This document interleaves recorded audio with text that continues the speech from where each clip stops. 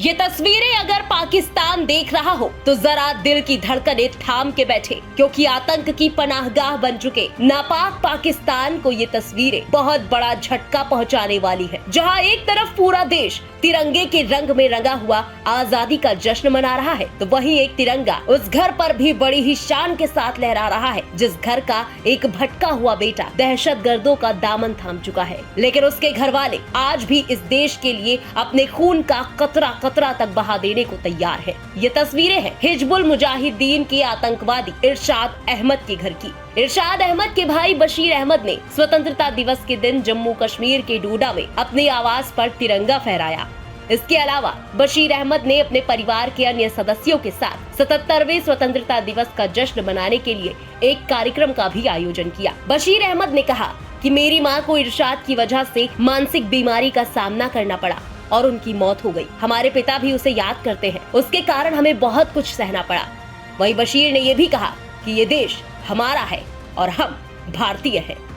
Sir actually मैं वो 1994 में गया था, मेरी डेट ऑफ बर्थ 1987 है, उसको मैं जानने तक नहीं, लेकिन सुनने में आया था जब उनकी वजह से हमारी माँ की डेथ हुई है, पागलपन हुआ था उसका, उसके बाद इसकी डेथ हुई थी। हम अभी उससे भी अपील करना चाहते हैं कि सरकार से भी कि अगर किसी तरीके से वो घर आ जाए, ताकि हमारे पापा उनको कभी भी याद करते रहते हैं, अपना देश अपना ही है, क्योंकि उनकी वजह से हमारी बहुत लॉस हमारे घर का हुआ।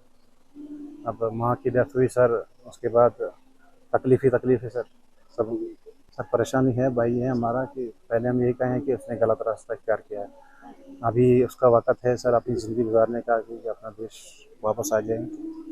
हम उनकी सरकार भी इससे अपील करेंगे, सपोर्ट कर सकते हैं। एडमिशन चाहिए, सी साहब हमारे हैं, मेजर साहब है, जिस तरीके आना चाहते हैं हम उनको कोशिश करेंगे आने। तो आपने ये जो झंडा लहराया है, इसका क्या मतलब है कि यहाँ पे सर हम हिंदुस्तानी है, मरेंगे मिटेंगे, हमारा तिरंगा यही है, हमारी शान है, पहचान है।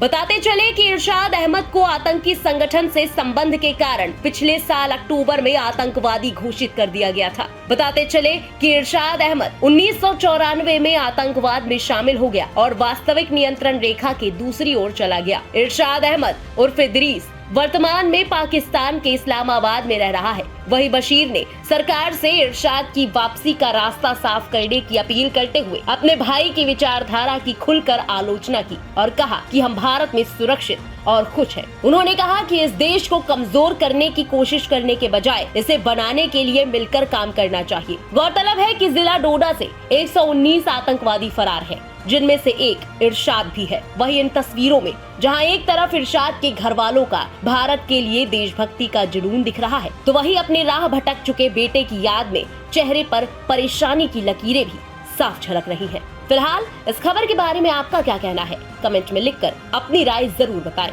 देश और दुनिया की बाकी बड़ी और अहम खबरों के लिए सब्सक्राइब करें इंडिया पब्लिक खबर के YouTube चैनल को और बेल आइकन दबाएं ताकि चैनल से जुड़ी सारी लेटेस्ट अपडेट्स आप तक वक्त से पहुंच पाए।